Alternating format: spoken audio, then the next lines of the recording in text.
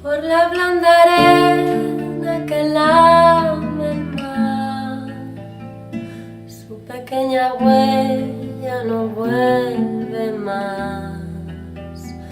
Un sendero solo de pena y silencio llegó hasta el agua profunda. Un sendero solo de penas mudas llegó hasta la espuma.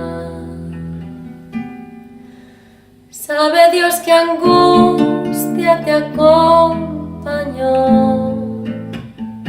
qué dolores viejos cayó tu voz para recostarte arrullada en el canto de las caracolas marinas. La canción que canta en el fondo oscuro del mar, la caracola. Te vas, Alfonsina, con tu soledad. ¿Qué poemas nuevos fuiste a buscar? Una voz antigua de viento y de sal te requiebra el alma y te está llevando y te vas hacia allá como en sueños, dormida Alfonsina, vestida de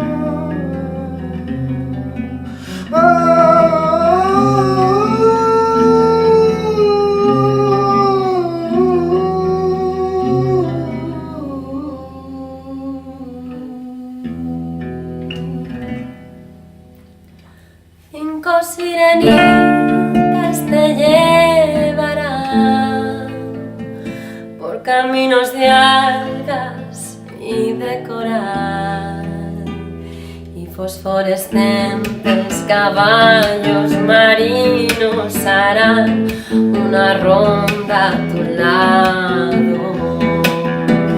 y los habitantes del agua van a jugar pronto a tu lado. Bájame la lámpara un poco más, déjame que duerma nodriza en paz. Y si llama a él, no le digas que estoy, dile que Alfonsina no vuelve. Si llama a él, no le digas nunca que estoy, di que me he ido. Te vas, Alfonsina, con tu soledad. ¿Qué poemas nuevos fuiste